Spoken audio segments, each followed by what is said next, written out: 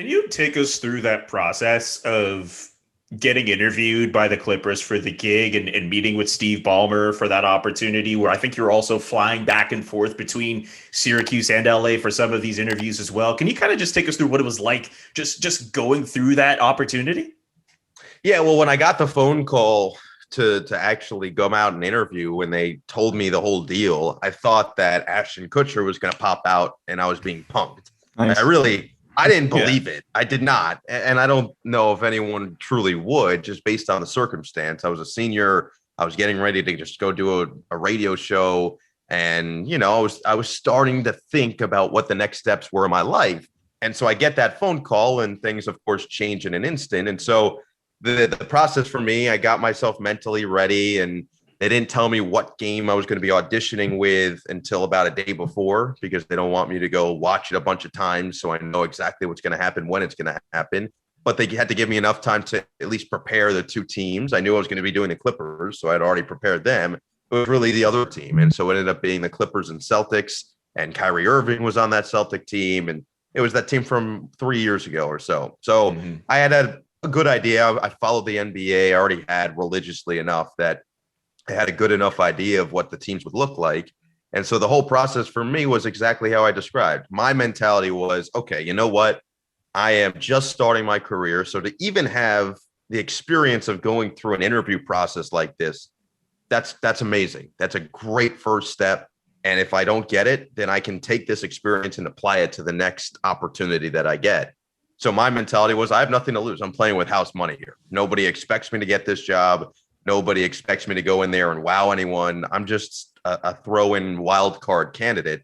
And so if I thought that way, I thought, all right, I've got no pressure on me. And so I walked in there with no pressure. I wasn't really nervous or anything, because that's how I was thinking. I didn't think about it of, I have to do this. I have to get this.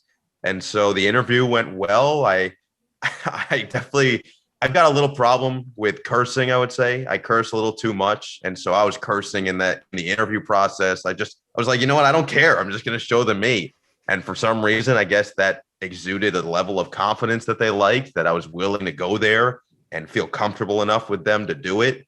And so that I felt good after the interview aspect. And then we went straight to the audition, which I did with Corey Maggette, longtime NBA player who I grew up watching and I was a huge fan of. And it was a big time Clipper for a long time.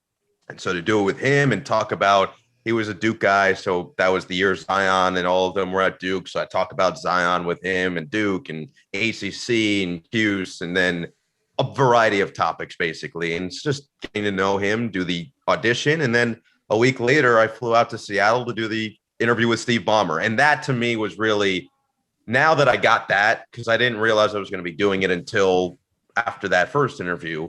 Once I got that one, I said, okay, now this is a little more real. There was slightly more pressure, slightly more nervousness, anxiousness in there. But even so, I think my mentality carried over of, you know what? I'm happy to be here. No matter what happens, great experience. So let me just go be myself. And Steve made that super easy. And anybody who has ever met Steve, even if it's one time, they'll probably echo the same sentiment, because he just makes you feel like you've known him. He's somebody who is asking you questions and genuinely wants to know the answers. And he's exactly what you see on TV, whether it be the Windows 95 launch, where he's going like this and fist bumping everywhere and sweating pockets of sweat on his button-down shirt. And Bill Gates is doing like the worst barbecue dance moves ever, where it just looks like he's being like controlled by someone. Yeah, well, it looks like he's being controlled by someone else. Like it's an AI trying to assimilate with humans and show off dance moves. But Ballmer, all that energy transfers through. And so when I asked him, I've told this before, but when I asked him, because he said, you have any questions for me? I said, yeah, well, what do you want to see? What do you expect out of your broadcaster?